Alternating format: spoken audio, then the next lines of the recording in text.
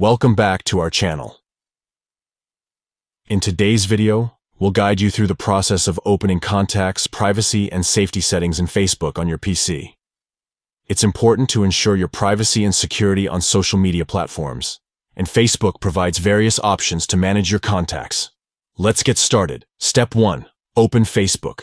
Launch your web browser and go to the Facebook website. Step 2. Locate the Contacts section on your Facebook homepage and look for the More option. Click on it to reveal additional settings. Step 3. From the drop-down menu, find and click on the Privacy and Safety option.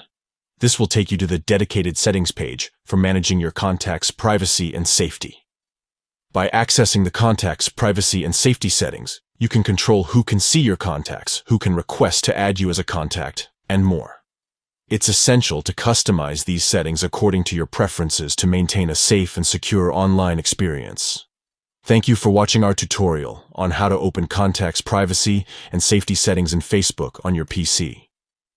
We hope you found this guide helpful in managing your Facebook contacts effectively. Don't forget to like and subscribe to our channel for more informative tutorials. Stay safe and enjoy your Facebook experience.